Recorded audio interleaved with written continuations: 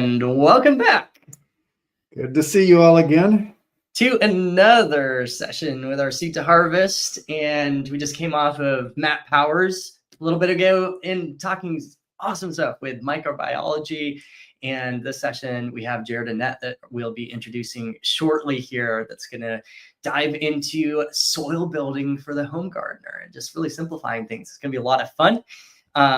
Just before we get into that, we do have another giveaway, and I see people entering the word win already into the chat. I think they're just like thinking, I want to win this, whatever it is. You don't even know yet. They're catching on. You don't even catching on. You don't even know. So I'm going to switch it up on you, okay? So now this is going to make everybody mad that entered the word win. I'm going to switch it up. Here's the thing. I need to pull up the giveaway tool on our end, and then I have to set the word. So I want you to enter the word bug, okay? Or bugs. Enter the word bugs with an S, bugs, okay? Enter the word bugs in the chat for a chance to win. B-U-G-S, okay? Just gonna keep you on your toes here. You guys are just trying to get ahead of us here. As you are doing that, our giveaway today in this session is, drum roll, let me see if I can find it here, an essential bundle of Bug Hut. Now, Bug Hut makes microbial, what would you call them? Inoculants, fertilizers, they're house plant happy juices. Basically, it is a concentration of beneficial microbes for your plants and for your soil. And so they've got a whole bunch of, they've got a de-stressor, they've got a booster nutrition insect control one, a de-stressor, an enhancer, and they're giving away their essential kit, which is $155. And yeah, this is the giveaway from them. So a huge shout out to them. In fact, I'm going to put this link to the Seed Time store where you can grab this yourself. Bug Hut bundle. I'm just going to drop this in the chat here. Of course, you can buy any of those products separately as well. Yep. And just pin it up there for a second so you guys can see that. And yeah, someone is going to win it. So let's go do the giveaway quickly here. You ready? 3, 2, 1. And the winner is suspenseful music playing in the background. Dun, dun, dun. Becca Whelan. Congratulations, Becca. Huge congratulations, Becca. Please send us an email to support@seedtime.us to claim your Bug Hut win. We'll get that information over to them, and we'll make sure that we get that sent off to you. Very exciting. And now we want to give a special little shout out to our sponsor for today, which is Azure Standard. And last session, I said we've been ordering them for a long time, and that means a very long time because that was back in 2001, 2, 3. I think we started 2001 or somewhere in there. Yeah. Yes, we lived out in Oregon, which is where they're from. And then since then, they have expanded over the entire U.S. They provide fantastic goods. Like they found us in Tennessee. Yeah, yes, exactly.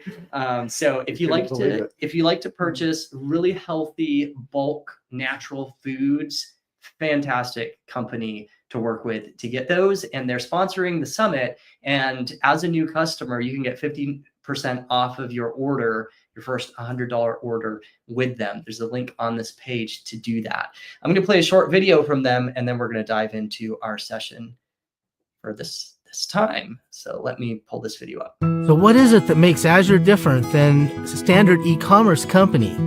2 things. One is, hey, we have lived organic and healthy farming and eating my entire life and my family's entire life. And the second thing is Azure has created a network for our logistics that nobody else has. We can deliver cold, frozen, bulk, all on a very efficient method by bringing it into local communities instead of right to the door. So this creates the community that supports the ability to get healthy food without having to pay astronomical shipping prices, whether that's included in the cost of the food or on top of it.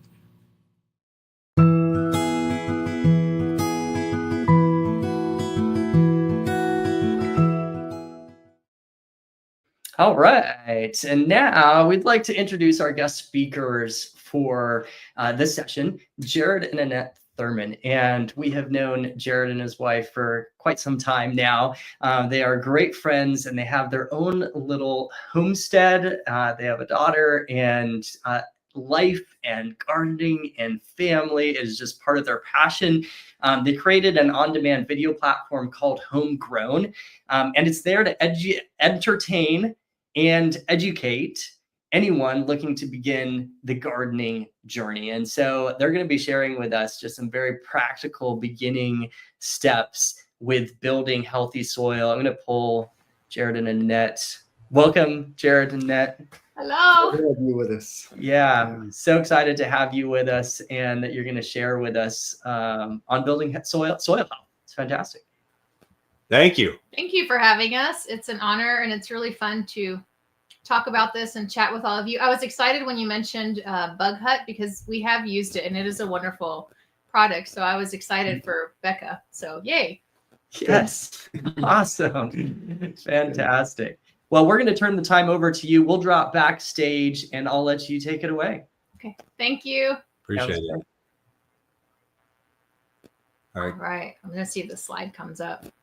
So this is going to be like us chatting as friends to you. This will be a really basic overview idea of soil health and why it matters, why it's important. It's something that we're both passionate about, and I think has made a huge difference in our success, in the success of our gardening experience. So I thought we could start off so you get to know us a little bit better with a fun story of kind of our background on the love of soil. You want to tell them a little more? Yeah. So a number of years ago, Annette and I are both entrepreneurs at heart, even though she's a trained ICU nurse. And we had this passion that was when we lived more in a suburb, a neighborhood. We didn't really have much of a backyard.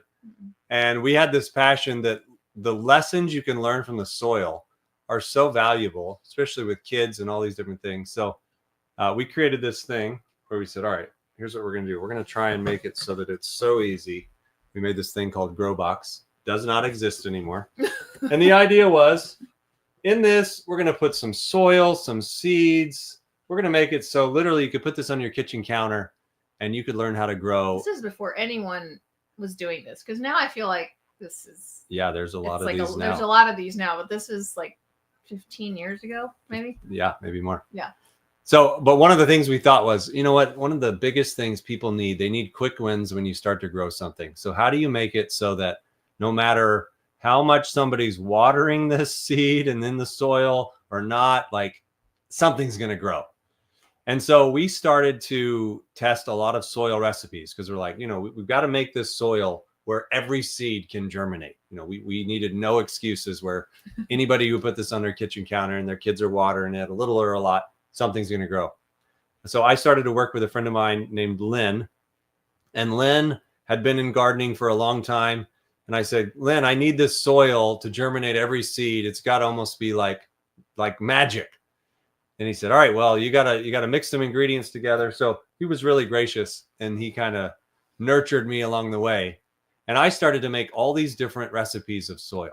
Jared had like tarps with like soil underneath. They were all like different piles of tests, right? Yeah, exactly. And then we'd put them in different buckets and then we'd test them. And I wanted to see which one was causing the most germination. And if I didn't water for a few days, maybe I overwatered, what would be the most gracious in our growing experience. And when I found one, I thought, I think this one's pretty amazing. Everything seems to be growing. It's lush and not really any bug problems. I started to send it off to a lab. He said, you need to get it soil tested.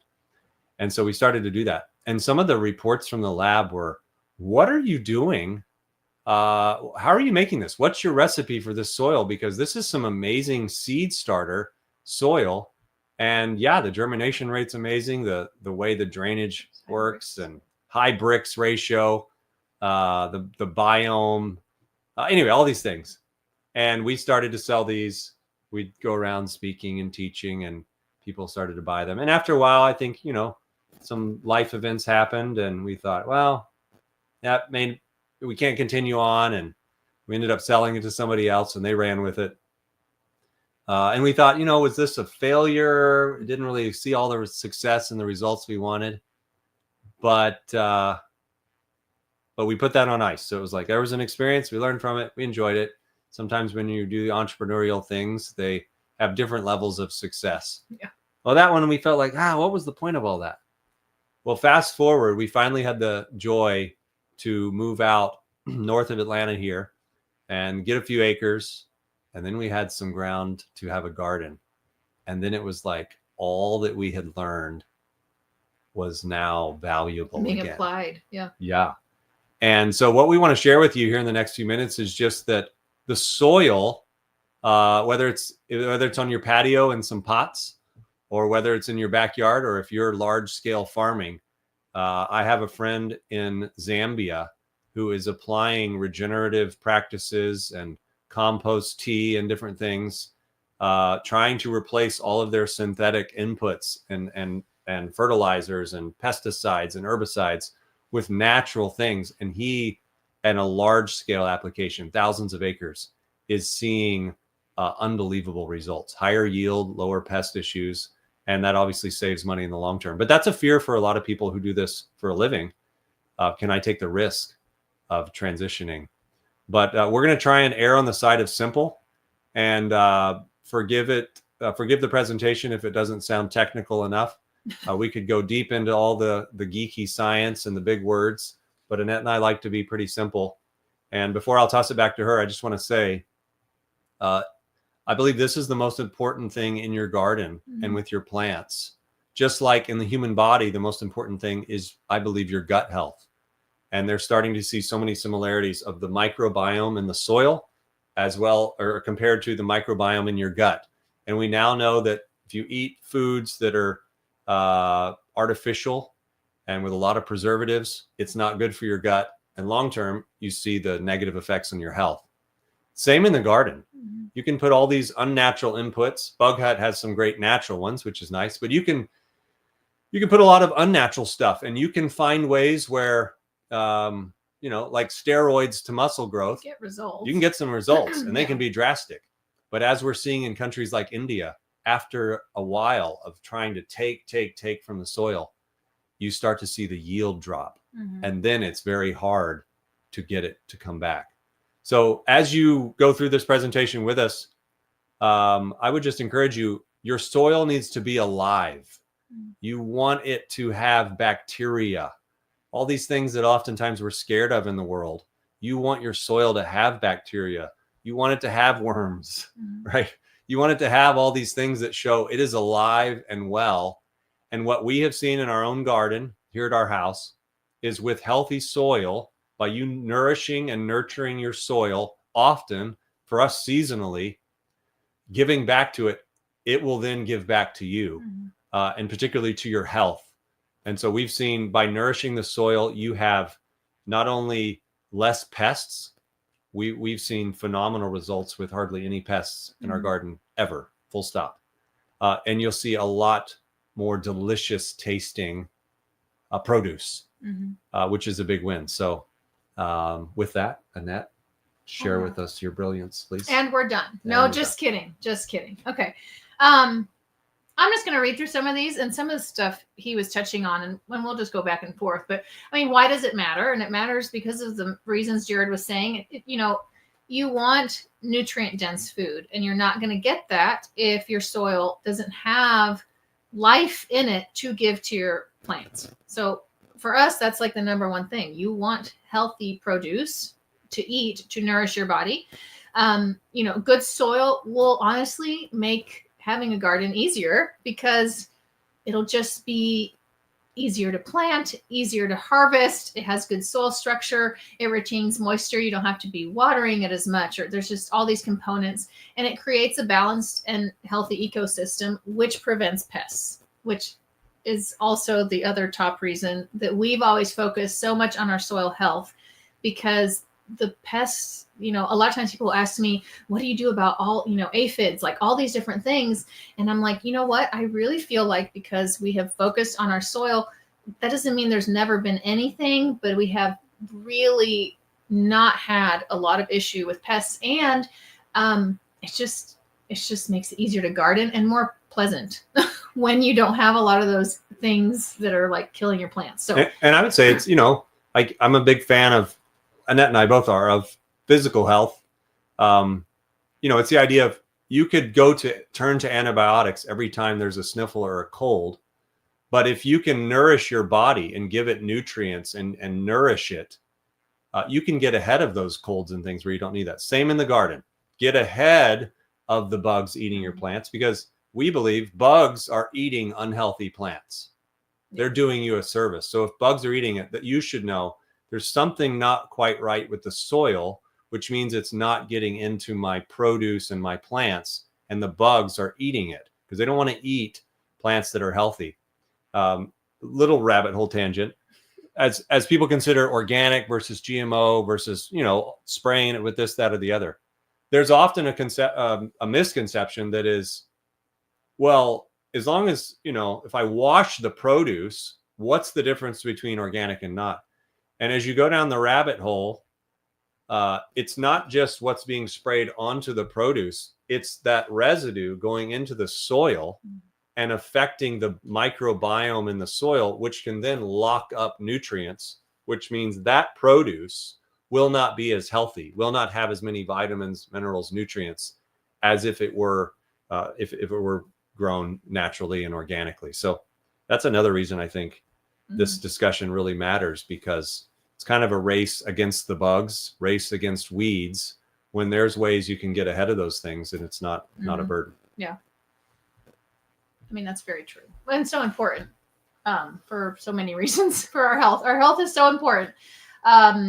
We've kind of talked on what is soil, but it's actually living. Soil should be a living thing. It's not the dirt that you kick outside when you're running around playing and doing things. It is a living ecosystem full of that kind of microbiome, full of those bacteria you can't see that are really helping do their job to give you healthy produce. And it's just so important.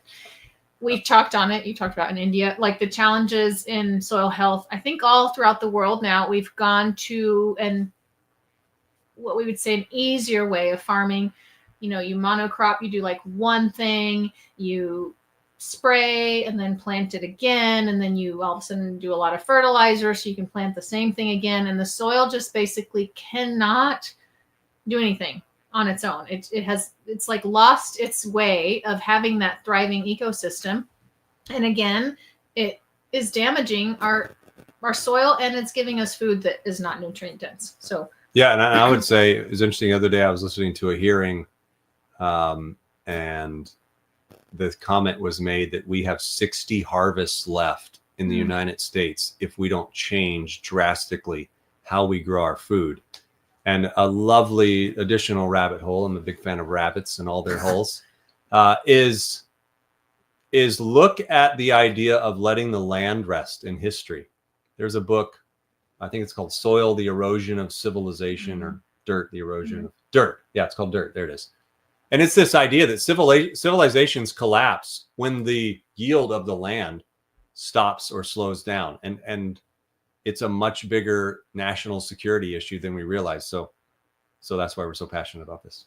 I think if you're wondering, well, is my soil unhealthy? I think we know mostly. Like you will know, first of all, just by looking at it, if it looks like, this is a sample picture, but if it looks dry, if it's crumbly, if it's hard to dig into, if you've planted a plant and it's not thriving, it's not growing like it should, there's poor drainage, all these things, and then the sign of pests, your soil is unhealthy, and at least and now you can make changes to try to improve it and do things to make it healthy. So signs of healthy soil, you want signs of life, of good kinds of life. A lot of times we say earthworms are such a great sign because earthworms will not live or thrive in a soil that's chemically contaminated, in a soil that has a lot of pesticides or synthetic fertilizers. Earthworms are like not going to be there, not happy. They will thrive in something that's rich in organic matter.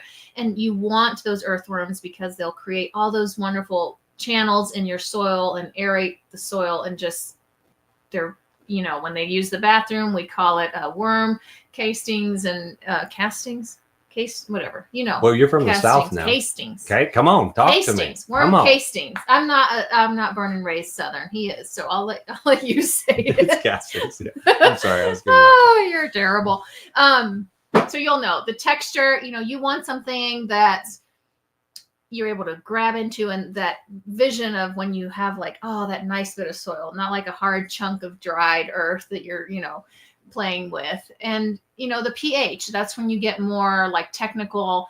Yes, it needs to be within this certain range. You want it to be more like a 7, where it's just right in the middle and it's healthy.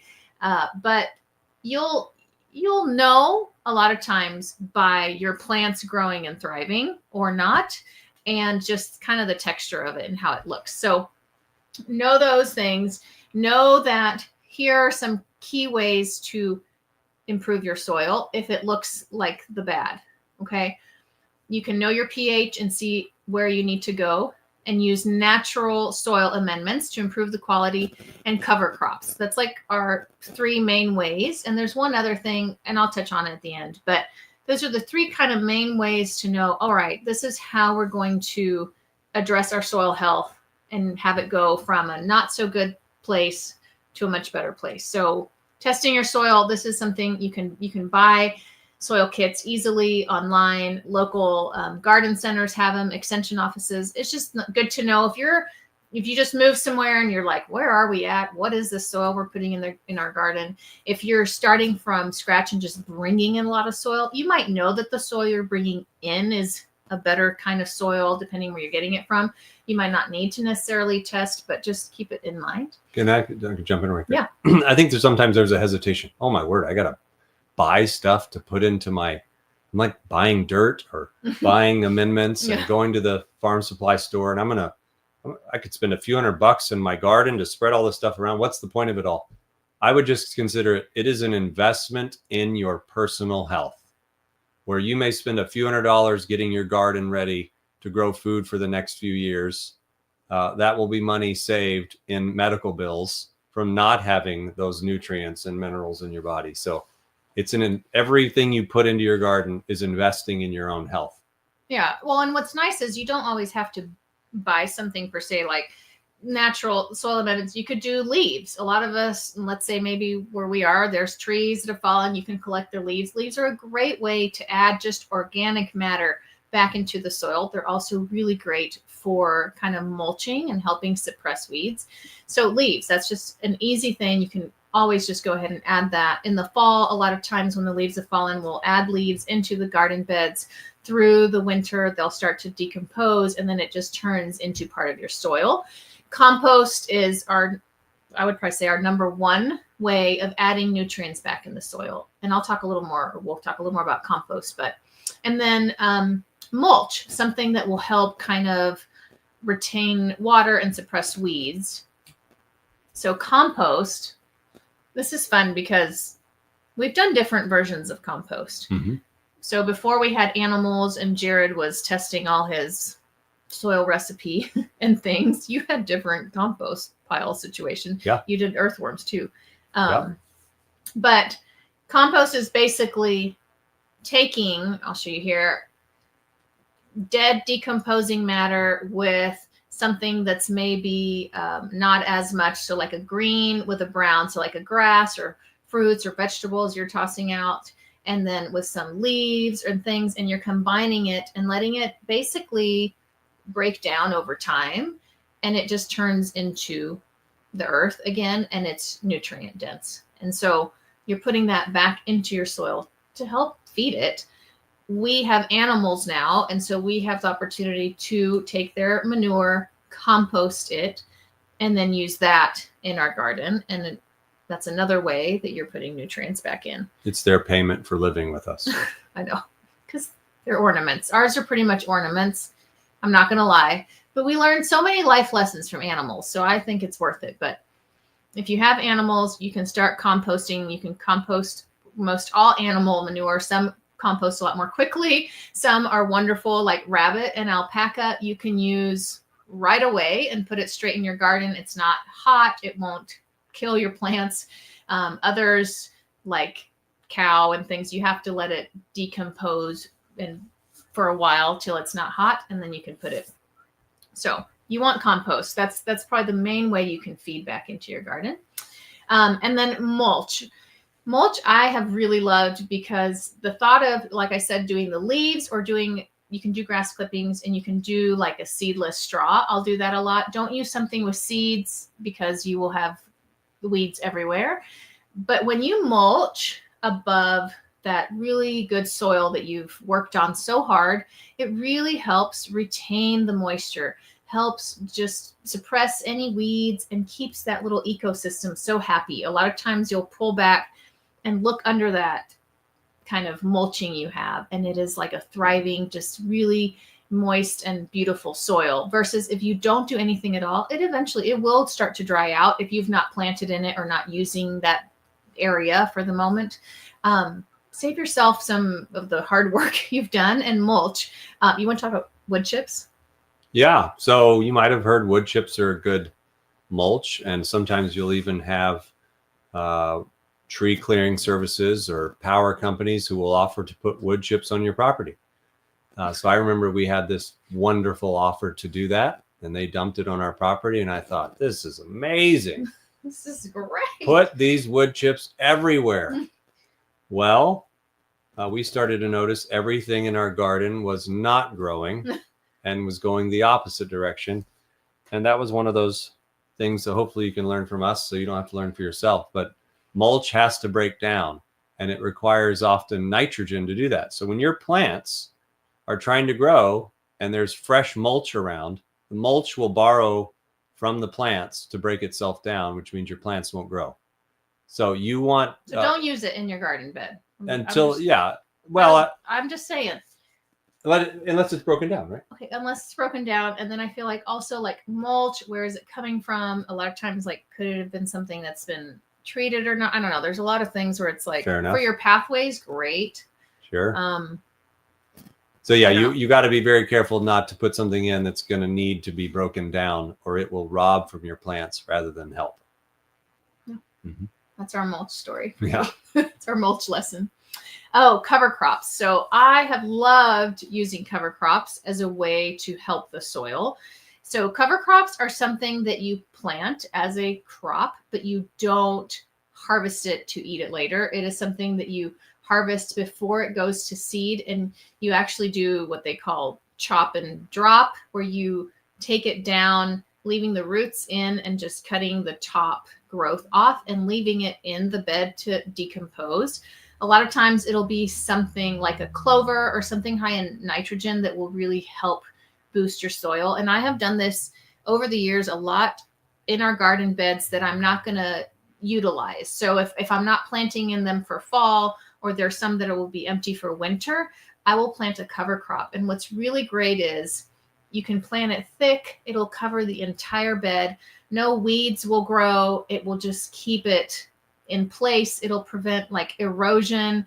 It just really holds your soil in place, and then it just gives nutrients back. So that is one easy way to really start giving nutrient back to your soil, planting that. So if you think, my soil is definitely lacking, things aren't growing, things aren't thriving, maybe the next season, give that area a break and plant some cover crops, and then add some, chop and drop that in, add some compost, and then kind of see, and you'll see slowly. The thing is, it does take time. This isn't like a quick fix a lot of times, and sometimes we want that. Mm-hmm. With your soil, it's really worth it to take the time to get it healthy season to season.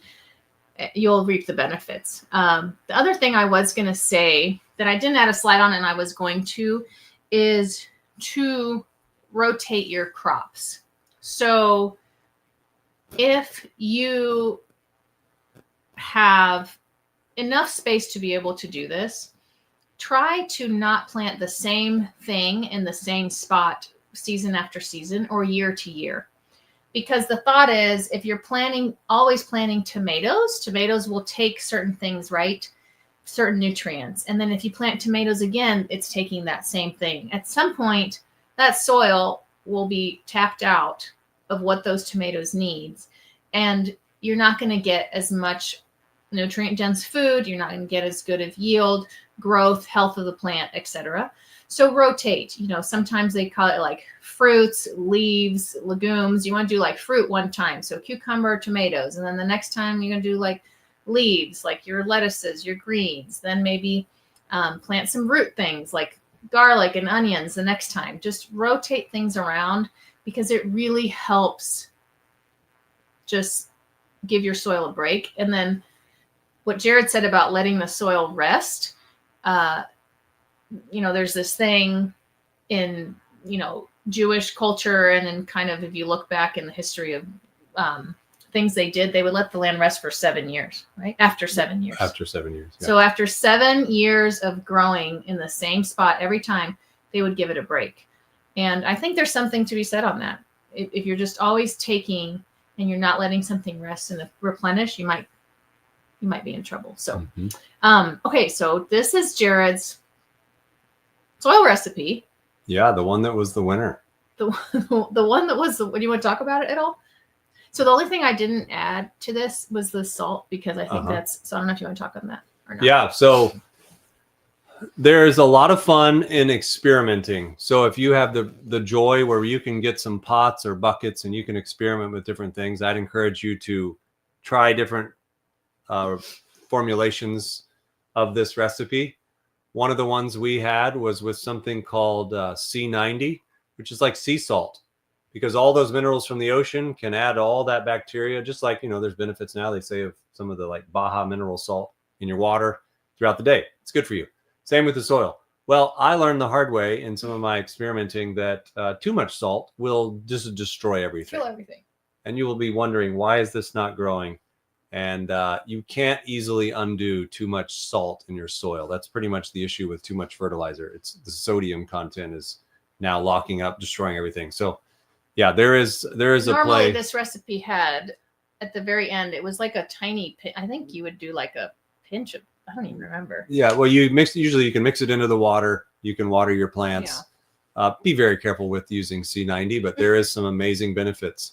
But yeah, there's a lot of ingredients here that make for a very healthy soil and make it come alive. I'm a big believer that the soil is just a bunch of technology that grows our food, that it'll take us thousands more years to finally uncover the secrets of that.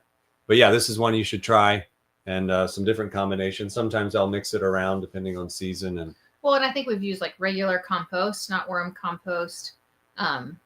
Molasses is interesting because it's like adding sugar into your soil, which bacteria like feed off of, like, yay, sugar. That's right. And it really helps the bacteria growth.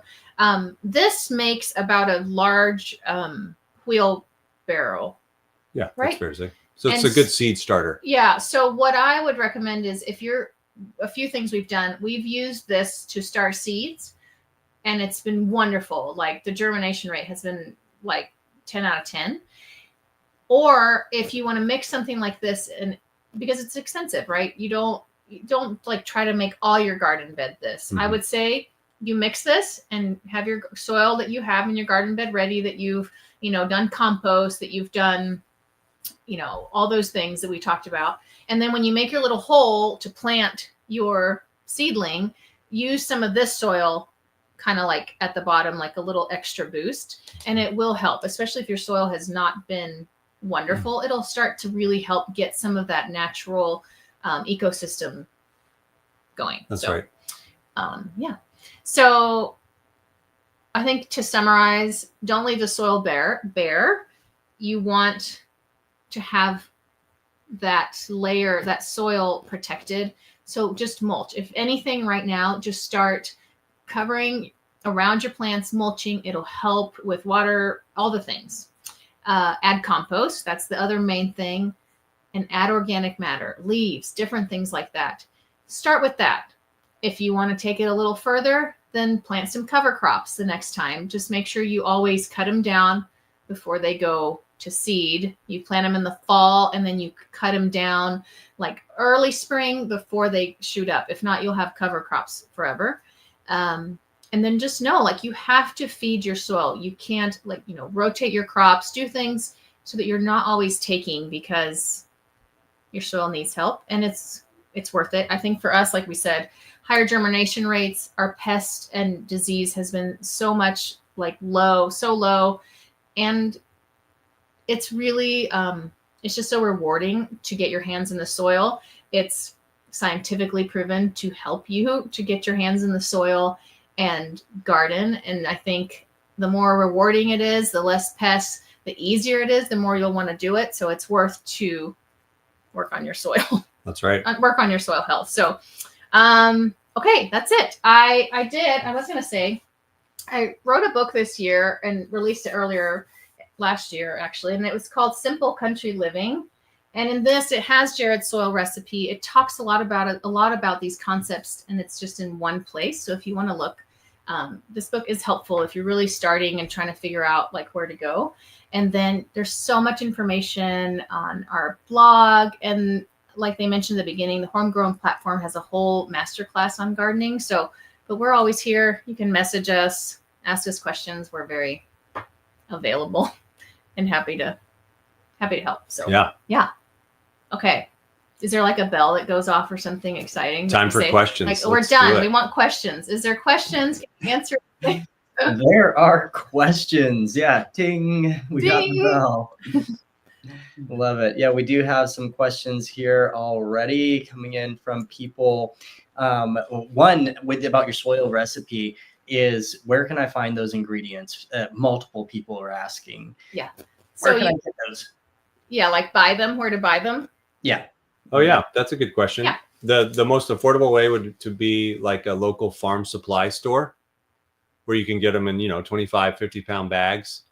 A number of them, I believe the soil. Some people would probably disagree with me, but I actually think the soil is pretty forgiving.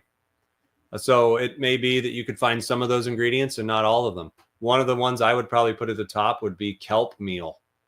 And so that's something pretty simple you can find on Amazon. There's a few different companies that even combine a number of those ingredients. So I would say look on Amazon. There's a company called Down to Earth Organics. They have some of these things that you can get. And yeah, online you can find them all. I think if you can find it in bulk from a local place, they do have them. That's true. Yeah.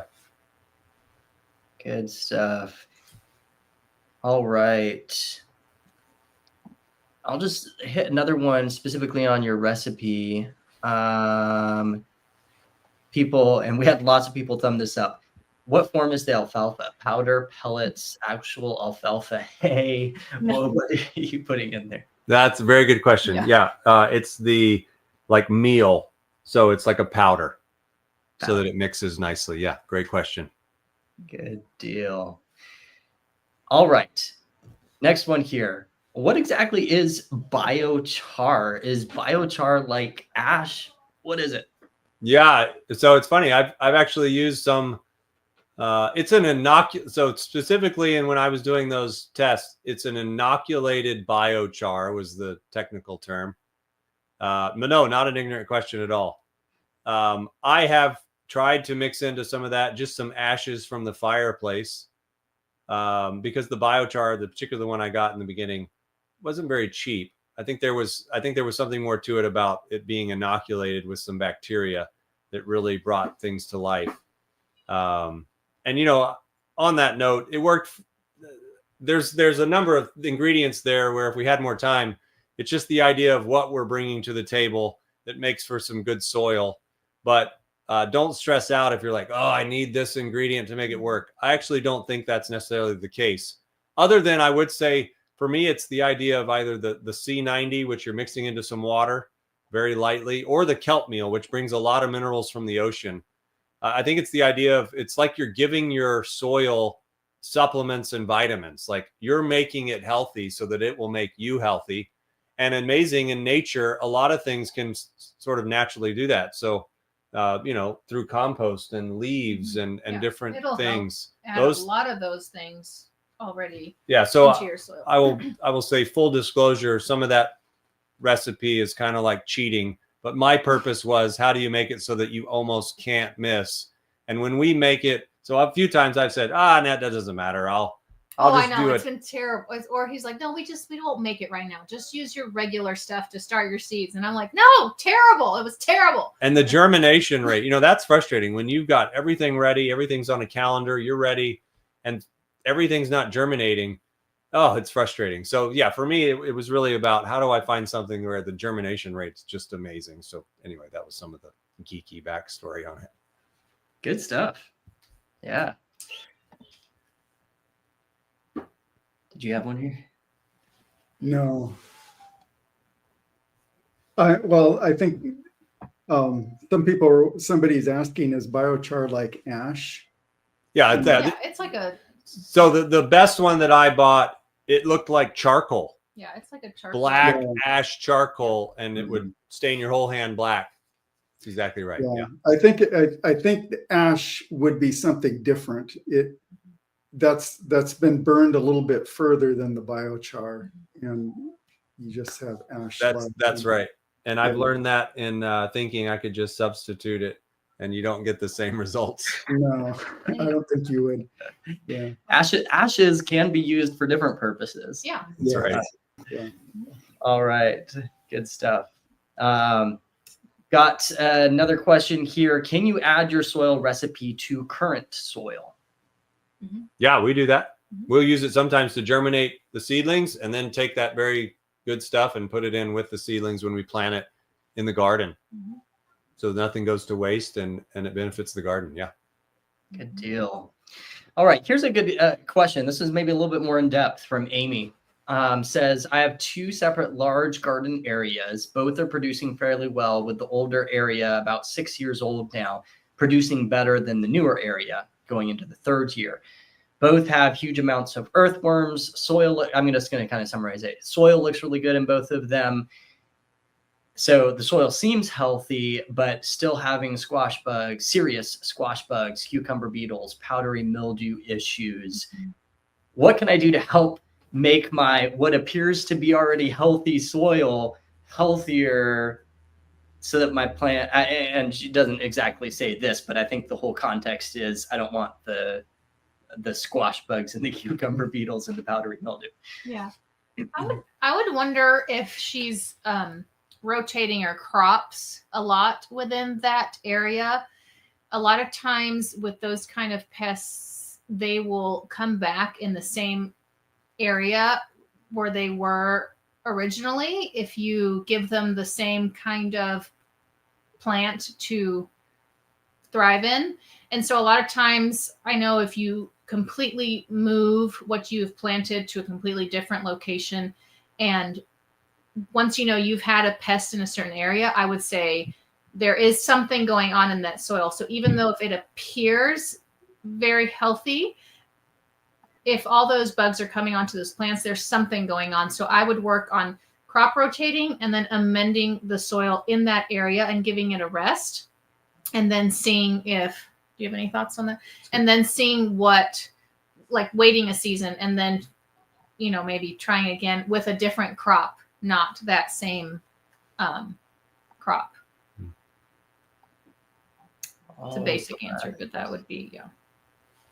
All right. We're going to move on to another question here from Rachel. Really glad to know about the wood chips. How long does it take to break down? I filled several raised beds with wood chips. Is there something I can add to break it down quickly? That's like that moment. So, in all honesty, I think this is probably not the best answer you want to hear, but we actually pulled a lot of them off. We actually went through, and when we realized it was taking and not helping, we kind of went through and scooped as much as we could out and started over, or just use a different kind of mulch, because they do take a while. It'll take at least more than a few seasons worth of growing for that to really start to break down and not take from your soil. Yeah. Yeah. Another thing that they can probably try is be adding some good nitrogen sources on there. That's right. That may be an easier To, like, try that first, right? To help feed the plant, like give it extra. Yeah. That's That right. help. Wood Make it chips. contrasty. Yep. All right. Alma says, is cover crop best in the fall or in the spring? So I've always done them in the fall, and they've overwintered well. So we're in the south, so I'm in zone like 7B, and that's usually as far as I know, and to my experience, you plant them in the fall, and then they really start thriving come like late winter, early spring, and then you can get them chopped and dropped back into your soil so they decompose in time for you to start planting back into those beds. So you want to talk about what happens if I don't pay attention to the cover crop and it keeps growing? Oh no, I was saying that, yeah, if you let it keep growing and it goes to seed, then it'll spread that seed into the area you've planted it in, and it will continue, and it's really hard to then, I've learned that lesson. I have one garden bed that's like a clover field, which is okay. I use it for other purposes, but you want to be able to, cut it off before it flowers. Yeah. On the same line with cover crops, or what are some other examples of cover crops for raised beds? You guys have raised beds, right? We do, yeah. Yeah. What kinds of cover crops do you use in them? I use red clover a lot because red clover is really high in nitrogen, and that's a lot of times what we plant a lot of tomatoes, we plant a lot of nitrogen loving things, and so that's a lot of times what I will replace with. But there's different kinds, and honestly, it's cool. If you research, there's different kinds of cover crops you can plant for the different kinds of needs that your soil might have. And I know farmers a lot of times will plant, cover crops in fields depending on what they're trying to do. We've planted cover crops in our animal pastures depending on what maybe they need as well. And so there are different options depending on what you might need. Mm-hmm. Nice.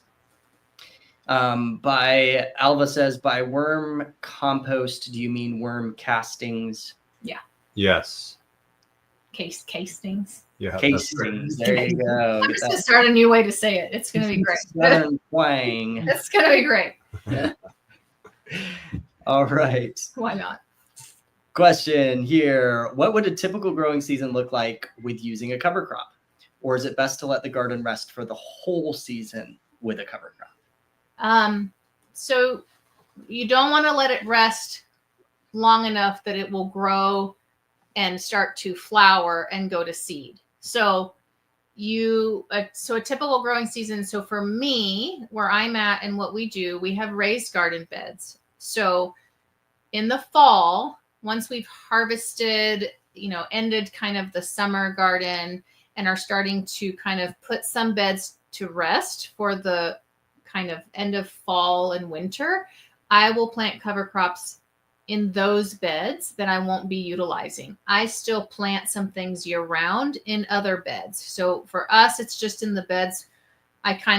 Since I rotate my crops, I'll kind of determine which beds need to rest for that season, and I will plant a cover crop. And the cover crop will only be there until they come up and are thriving, and right before they start flowering and continuing from there. So if you aren't planting at all in the winter or really in the fall, you could plant cover crops in everything and help, put that organic matter back into your soil before you start planting for spring, summer kind of thing.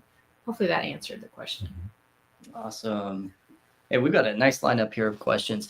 Marta says, I have a pre-existing fruit trees and berries. How do I improve the soil around them? Obviously, I can't dig or turn things into the soil, is what she says. I'll speak on berry. We have blueberries. So blueberries, a lot of those type of plants like a blueberry require a more acidic soil to thrive. So unlike your garden who wants to be a little more midline, in the middle, blueberries want acidic. So you can do things like mulching with pine needles. Pine needles are a lot more acidic, and as those decompose around your blueberry plants, hopefully some of that can go into your soil. You can, we've fertilized with compost around our trees. I mean, you can scrape the soil some out around a plant like that. You're not digging deep, but you're still applying something around, and you can still mulch and kind of let that decompose and seep down into the earth. You have thoughts? No, yeah, I think it's the thought of still do something.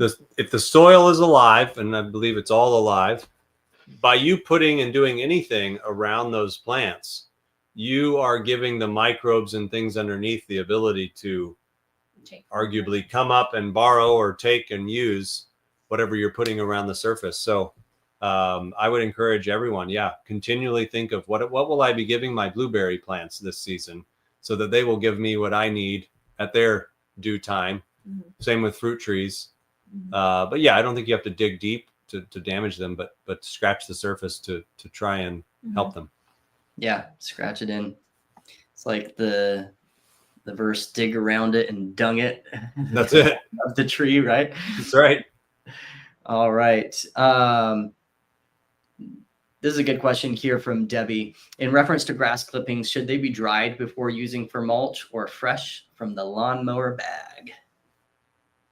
I mean, I think we've done both. You just don't want it to be. You don't want seed. So you don't want it. You want to make sure. Yeah. So if it's grass clippings, like from your yard, do you have other things growing in that grass that could potentially have, like if it's just like a wild yard that has different things growing at different times and could potentially have like seeds, you don't want to do that. So you grass clippings are harder. They can be used, but I feel like for us, you got to be careful. You also have to make sure whatever grass clippings you're using, it hasn't been sprayed, or, no one has treated the grass. And so, I think probably a safe bet is let it break down. Yeah. It's probably safer to just have it be dead. Yeah. Unless you really know what grass you're using. Yeah. All right. Good stuff. Sheila here says, okay, I saw a couple of people at least ask this question. So this is a good one to get your take on this. To start from the beginning, do you recommend tilling or to till or not to till? That's the big question, right? If not, how do you get rid of grass and weeds if you're not? You want me to answer that, or I'll answer? Yeah, go for it. Okay, I say, okay. If you're starting from scratch and your soil is like really not at all, like not great soil, very dry, it's just like weeds, things like that. If you're using that soil to start your garden in, you do have to kind of probably at least use a hoe and dig in and get out the weeds and get out those things you don't want. Once you have a kind of soil in the works and it's built more of that ecosystem, we personally feel like you shouldn't go in and till. Like, we do not till our beds every season. We don't go in and disturb that ecosystem you have built, because then you're like starting over in a way. So I would say you're starting from the beginning and you're going to use dirt you have there, and you want to like work it and get rid of what you have, and you want to maybe add a layer of topsoil to that, and then add a layer of compost to that, and then kind of start from there building a basis for your garden. Then you can do what you need to do. But I don't, a lot of times we haven't recommended just going in and tilling everything. And that kind of requires you to continually be watching the soil, keeping, doing all the things we've talked about, so that it's almost as easy as you could take your hands and just pull back the soil and plant in it. That's some highly nurtured soil. So there's a little bit of idealism here with what we're describing. But I think in our raised bed scenario, we've seen it's possible. I think if we grew a much larger area, I get it. The tiller might be more tempting. Yeah, I understand that. Yeah. So how would you get rid of the grass and weeds then? In ours? You mean if it was a large area? Well, let's just say it this way. How do you get rid of the weeds? So maybe you tilled up the first time, right? Now you're growing in it and you're mulching and stuff, but you still get weeds coming up and stuff like that. What do you? I mean, we pull them out. At least that's what we do. I mean, we go in and we pull them out. I've found, and this is, I'm just going to say, if you have mulched your beds really well, it is so much easier to pull weeds and have less weeds. And have less weeds than if you don't. I don't think you'll ever have no weeds. At least that's not been our experience. We're in the South and the weather is, and there is all sorts of things that sometimes want to, come. And the devil's still alive with weeds. Yeah. But they can be controlled if you do things to help your soil and that. Yeah. Yes. Yeah. Yeah. Oh, weeds. We love you, weeds. Yeah. We found that too.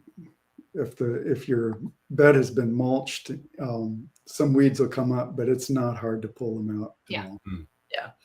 All right. 2 more questions here. One, Kay says, what should you not put in a compost bed? Oh, so How do we turn? Can we turn the slide off? Maybe. yeah, you can. Can you do that? Oh, there we go. Perfect. You don't want to put stuff in your compost bed that how do I say this? People will put a lot of things.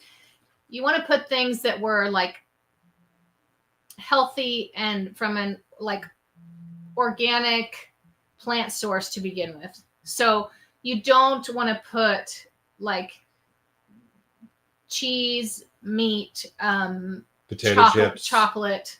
I'm trying to give foods. extreme examples, but like processed things that are a food that sure eventually could break down, but that's not going to really help the health of your soil. You want to do things like your fruits, your vegetables, your things that are your scraps of things, so that hopefully you're creating a nice organic environment of material that can be used and can then feed your soil. So that's probably a not wonderful answer, but that's general. Yeah, good deal. All right. Okay, last question here. Sunny says, I covered my soil with black contractor bags over the short winter here to keep the weeds down. Is that a bad idea? So we've covered ours. We've done that before in years past. I think it can prevent weeds from coming up. I think it can kill and suppress, kill some weeds if you had weeds and you just wanted to kill them. I think a lot of times just it's nice to think of, with winter, not just preventing weeds or just stopping growth, but maybe doing something that can add to the health of your soil. So covering it isn't necessarily going to add anything to it. It's just staying there and it's just covered. You want to add like leaves. You want to add, something that will mulch over and break down so that after winter you have natural something to kind of get back in your soil and feed your soil. So I would say try a cover crop or mulching as a maybe better way to feed your soil after the winter. And then maybe, to Sunny, you've done that. Don't immediately pull it off and start planting. Give it some time to breathe. Yeah. Mm-hmm. Yeah. And think about what John Kemp and the others have been sharing earlier about keeping those living roots in the soil. There's something about having living plants there that makes it a big difference that we've been learning about here as well. Man, Jared and Annette, thank you. Thank you. Yeah. Great. Yeah. Yeah. Let's give them a hand in the chat. I know people have already been mentioning that they really appreciated it, and so many comments in here just appreciating what you guys have shared and keeping it simple, down to the basics, how to build your healthy soil. Any of the final comments that you guys have you want to share? I would say just start. If you haven't really started gardening, just start with something. Simple is always best. Don't go try to do this huge thing. Just start slow and learn. And it's okay to make mistakes and fail. Try again. Because the benefits will outweigh, I think, the negatives. So it's just a blessing to garden, and I think everyone should do it. Yeah, and I would say one of the ingredients they found in the longest living people on Earth is gardening. Mm-hmm. So if you just traded the treadmill for gardening, you're probably going to get equal benefits. I know they say for serotonin and happiness and depression reversal, get your hands in the soil and you're getting amazing benefits. The fact that you can actually grow things that taste good and make you healthier, it's just a bonus. Awesome. Good point. Yeah. Yes. All right. Thank you guys so much. Really appreciate it. I know everybody, the chat just blew up with everyone saying thank you so much. Yeah, love it. Look forward to having you on. Got to have you on our next session, our next program sometime too. Appreciate it. Keep it up. We love what you guys are doing. Thank Seed you Time's so much. awesome. Thank you. Yeah, appreciate it. See ya. We'll see ya. See you. Bye. All right. All right, man, that was fantastic. Really breaking down the simple soil health. Did you find that helpful? Let us know in the chat. I think we see it already with so many people just blowing up the chat there. And that's what we're here for at Seed Time, is to really make gardening and farming easier. That's our mission as a company. And so we are wanting to do everything that we can to do that for you, to make your life easier, to make your gardening experience easier. So whether it's the summit here, or whether it's the software that makes, figuring out what to do and when to do it in your garden, everything that we do, we're like, man, how can we put tools and resources and education and training into your hands to make that happen? Now, we always get questions about the replays. I do want to let you know that we are going to have, and actually many of them are already there, we have replays available to these sessions. If you go to the live stream page, you're probably on it. You'll see a link up at the top to go view the replays. And then there are many people that have expressed interest also in purchasing and owning the summit to get lifetime access to those replays, because those replays are only going to be available for a limited amount of time right now. And so if you are interested in owning the summit and having these sessions to be able to go back and to reference over and over again, then I'm just going to take a minute to walk through really quickly what you can get with the summit packages, because we have something pretty special for you here right now during the summit period. And number one is that you can get $100 off lifetime access to the Seed to Harvest Summit recordings. So we want to give you a discount to be able to jump in and own the entire thing. And here's a quick rundown of what's included with the Seed to Harvest Summit recordings. So there are two packages here. We have both a platinum package and a gold package. And with both of them, you'll get lifetime online access to all of the recordings of the summit. That's 21 presentations of the whole summit long. And then what we're going to do is we're going to take those and we'll strip out MP3 versions of them. So if you want to listen to it podcast style on the go, in the road, out in the garden, right? It's going to make it easy for you to do that. We'll also take out transcripts of each session. So if you're a reader and you want to just be able to scan through or to read through each session instead of watching the whole videos, it's going to make it a lot easier to do that as well. And then for the fun of it, we're throwing in the live chat log as well. So you can go back and look at all the comments. And you know what? In the chat, there's a lot of people that help each other and that throw in their bonus tips and ideas and resources. Some good ideas that get exchanged in the chat, as well. And then on top of that, at the platinum level, we are also going to throw all of this onto a physical flash drive and ship it to your door. So if you like to have something physical in your hand and know that it's not somewhere ethereally out in the cloud, this is your way to have that on hand at any time to be able to watch it. We're going to be putting in all of the recordings, the transcripts, the MP3s, the chat logs, and we'll ship those to you. But as we said earlier, our mission is to make gardening and farming easier. And we don't want to just give you tools, and we don't want to just give you the training like in the summit here, but we also want to give you tools and resources to help put that into practice in your garden. And so many of you know that we have created a Seed Time Garden Planner. And when you purchase one of the summit packages here, you will get 1 year of upgraded access to Seed Time. And that is at both the platinum and the gold level. Seed Time is a garden planner that makes it a lot easier to know what to do and when to do it in your garden. You get a calendar that's based off of your location. You set up your location, it pulls your frost dates, and then you can add crops to it. So you add a crop, say let's say you're adding lettuce, And Seed Time will give you automated recommended timings of when to seed, transplant, and harvest that. You click and it drops into the calendar telling you when to do all of those things. You can set up succession plantings, you can put in spring plantings, fall plantings, and then it's completely adjustable. So you can move those plantings around and completely organize your plan just the way that you want it in your Seed Time calendar. Once you have your plan in your calendar, you can then go lay out your garden, actually map out your physical space. You can assign where each of those crops are going to go, and then you can track your garden space over both time and space. So you can walk through your entire season and see when certain crops will be taking up space in your garden and when that space is going to be freed up on the other side. So you could come into the middle of your season, you may realize that you have 2 to 3 months that are open that could be growing a cover crop is a great example that we've been using, keeping those living roots in the soil.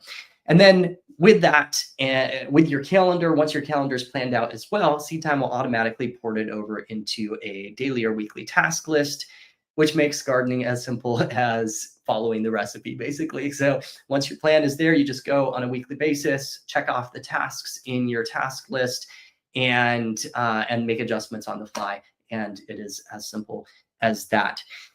You will also get unlimited access to unlimited entries in the journal, which is a powerful place to keep notes and observations in your garden. You can log pictures, you can tag your journal entries to specific plantings, you can search them, filter them. It's just a powerful place to keep all of your observations in one place. And Seed Time comes on your, we should put a slide in here of this, on your phone. So you can do all of that on your phone out in the garden, adding journal entries and all of that. Along with Seed Time at the platinum level, we are also including another free bonus here, and that is access to our home gardening course. So when you sign up, you will get 1 year of online access to our flagship course. It has 12 modules, over 18 hours of video training, 169 plus pages of worksheets. There is a ton of content in there that goes into specific strategies of how to get to desired end results in your garden, like how to keep your garden disease free in natural and organic ways. How do you deal with weeds without spending hours on your knees and scraping them all up in the garden? How do you extend your season through the winter without breaking your pocketbook, and so much more in that course. So you'll get full year of access to that. Along with that, we're also going to be giving bonus sponsor session recordings. These are special bonus sessions that aren't part of our main summit time from sponsors like a microbiometer, which is going to be talking about how you can test and find out what living organisms are in the soil, what's the balance of the bacteria and fungi, and really cool stuff with that. And also Diego from Modern Grower is going to be talking about season extension, how you can extend your season very simply without much cost, without breaking your pocketbook. And it's got some pretty cool stuff on that. And finally, in addition to those bonus sponsor sessions, you'll also get bonus exclusive unaired garden trainings.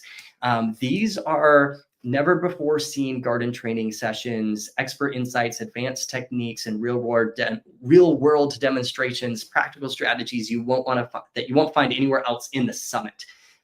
They were recorded specifically for this summit. We filled up all of our speaker spots, and then there were more speakers that had great stuff to share.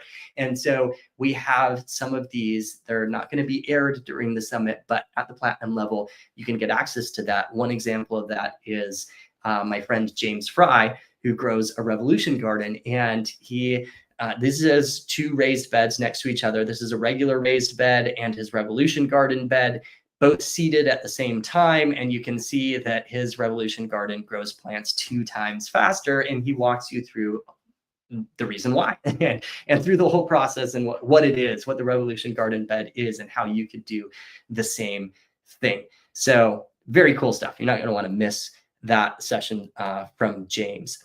Plus, we want to go one extra step for you today. This was for yesterday and today, and that is we do have a fast action bonus for those of you who sign up at the platinum level today, we also are throwing in 12 months of live monthly group coaching calls with the Seed Time team. These include monthly garden trainings. My dad and I both get on, we do a training session, we show a video update from our garden. It's a time where you can ask your gardening or seed time questions if you're using the software, and get support all year long, because literally we want to help you have your best, most amazing season ever, highest yield possible. And this is a great way to have that support, ongoing support through the entire season. So anyone who jumps in at the platinum level tonight will get access to these bonus 12 months of live group coaching calls. So the platinum level at full price is $298. However, drum roll, during the summit, you can get $100 off for just one payment of $198, or the gold package at full price is $198. But once again, you can get $100 off for just one payment of $98. And our team is going to post up a link here. If you're ready to get started, you can click the link on this page or go to seedtoharvestsummit.com/lifetime, or use the QR code on the screen here. There's also a link on our live page under the live stream video. You can click on that, jump on over, grab your summit package, and we're looking forward to holding your hand and walking with you through another season. Do want to make it an extra little bonus here, and that is that we do back this up with our 30-day money-back guarantee. So either Seed Time makes it a lot easier to plan your garden, and the summit trainings and everything make it so much better for you, or just send us an email within the first 30 days. We got your back. We want to take that risk off your shoulders, put it on ours, and this is merely a decision to give it a try.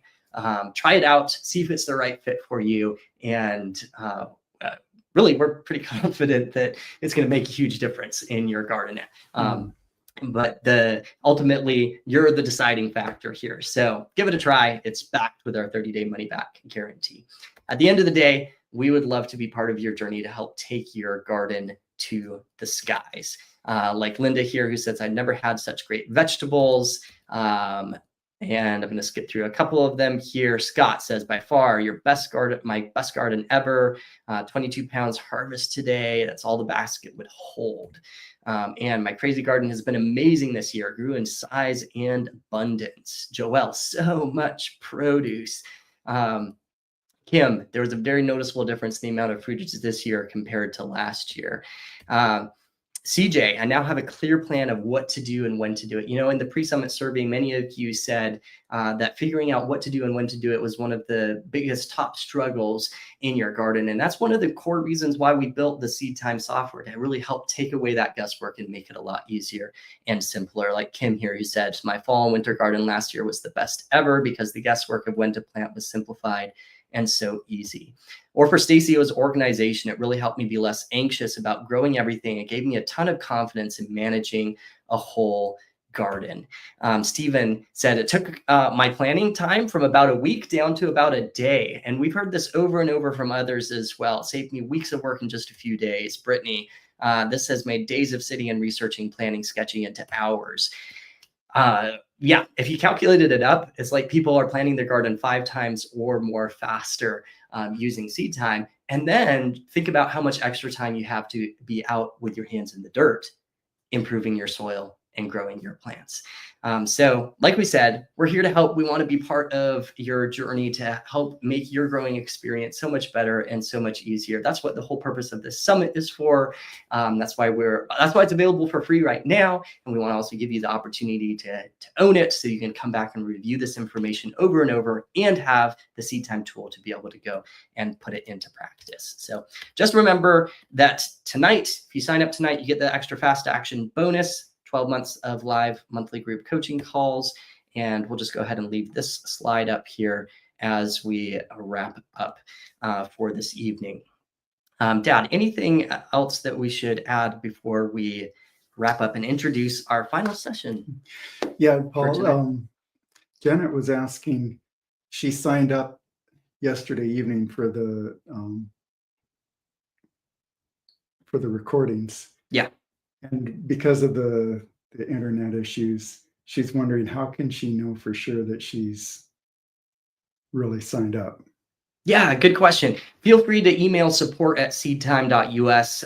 We will get back to you. We are backlogged because we have so many emails coming in because of the summit right now. But we will check on that for you. Good news is the website issues affected our seedtime.us website, not the seedtoharvestsummit.com, and the one that has the checkout pages for the recordings. So you should be all set, but we can double check that for you. Yeah. Absolutely. Good. And if you have any other questions, we can cover those as well. All right. We do want to give a little break between sessions. Our final session for today is coming up soon on the hour with Luke Marin from My Gardener. He's got a YouTube channel. If you're not familiar with it, go check it out. But we'll be introducing him more shortly. He's going to be talking about finding a cure, not a Band-Aid for your soil, and how you can help it. We're continuing the soil health topic of building healthy soil without using synthetic fertilizers in your soil. So looking forward to seeing you there. Go grab your summit package and we'll see you on the hour.